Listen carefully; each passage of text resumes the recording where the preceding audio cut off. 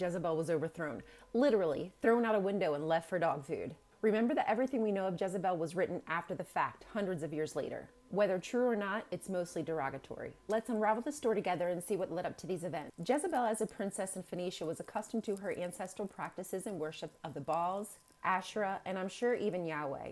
She would have been educated and spoken more than one language, dressed in the finest cloth and beautiful jewelry. Her father Ithobaal had her married off to Ahab of Israel. We'll never know if this was her choice or not, whether a marriage of convenience or love. Regardless, uniting the economic forces of Phoenicia helped Israel stave off the Assyrian Empire encroaching from the north. Jezebel, no doubt, when she came to Israel, brought with her prophets of Baal and Asherah, and also built temples and set up altars to them. I'm going to have to do a part 2 because there's more to the story. No matter what you think of Jezebel, she was still a force to be reckoned with. In our first introduction to Jezebel, we're told she's been killing the prophets of Yahweh. After 3 years, Elisha finally summons the prophets of Baal, Asherah, and Yahweh together. He tells the prophets of Baal to sacrifice a bull and then to ask Baal to light the fire. All day the prophets call out to Baal, and when Yahweh is the only one to answer the call and lights the fire, Elijah has the prophets of Baal put to death. Elijah tells Ahab not to worry, Yahweh will take his vengeance out on his 2 sons and not him. When Jezebel is told what occurred, she's obviously devastated. She eventually steals someone's land and has someone murdered. King Ahab dies fighting off Syrian forces. Jehu kills Jezebel's son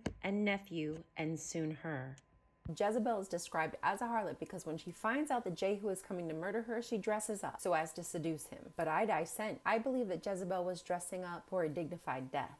This man was murdering her family. She wanted a dignified death. Who was the person that overthrew Jezebel? Meet Jehu, a general in the army for King Ahab of Israel. King Ahab dies in battle fighting the Arameans. Elisha, unhappy with any other worship than Yahwistic, uses this opportunity to quickly anoint Jehu as king, and they begin plotting how to take away the kingdom from Joram, who is Jezebel and Ahab's son, and Ahaziah, who is Jezebel's grandson, who rules in Judah. Ahaziah, the new king of Israel and Jezebel's son, supposedly dies from a fall, while King Joram of Israel is resting from a battle wound received while also fighting off the Assyrians. Jehu and his army shoot him with a fatal blow. Jehu then turns and fatally wounds Ahaziah, Jezebel's grandson, who rules Judah, and kills him. But it is at this point we see our first queen rise in Judah, Athaliah, Jezebel's daughter. We can talk more about her in part 4. The first and only queen of Judah, Athaliah, daughter of Jezebel and Ahab, married off to the southern king of Judah, Joram, uniting and strengthening the kingdoms. When Joram passed away from a disease, that left Athaliah's only son Ahaziah to the throne. Jehu killed him and Athaliah's brother in battle,